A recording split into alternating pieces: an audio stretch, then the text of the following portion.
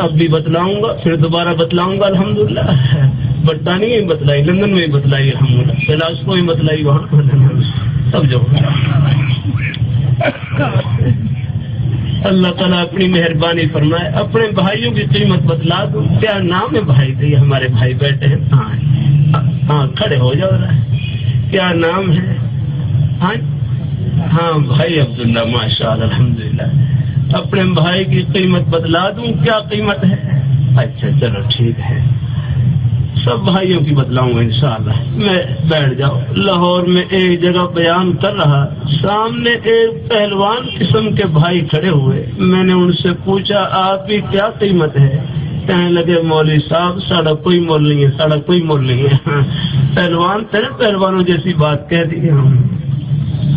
تو میں نے ان سے عرض کیا کہ میں آپ کی قیمت بتلاتا ہوں۔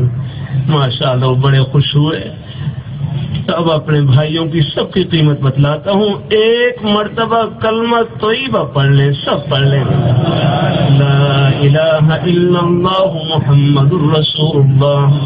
یہ ہمارے بچے بچپن میں یاد کرتے ہیں، پہلا کلمہ طیب میں نے پاک لا الہ الا اللہ محمد الرسول اللہ۔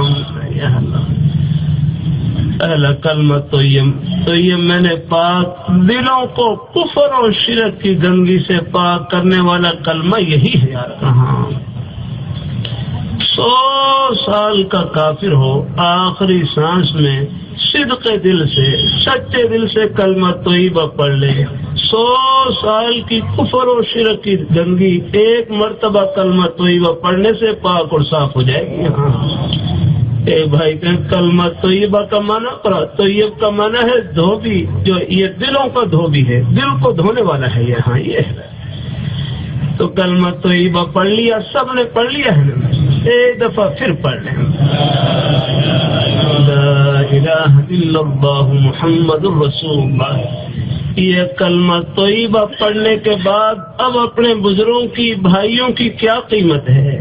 اب آپ کی قیمت یہ ہے، پوری زمین کو سونے سے بھر کر، میں کوئی رتی تولہ ماشے کی بات نہیں کر رہا، پوری زمین کو سونے سے بھر کر ترازو کے ایک پلڑے میں رکھ دیں، ترازو کے دوسرے پلڑے میں وہ مسلمان خواہ کتنا ہی گنہگار کیوں نہ ہو، جس کے سینے میں لا الہ الا اللہ محمد رسول اللہ موجود ہے، اس کو ترازو کے دوسرے پلڑے میں کھڑا کر دیں۔ یہ مومن والا پلڑا یہ بھاری ہے، یہ ہے آپ کی قیمت۔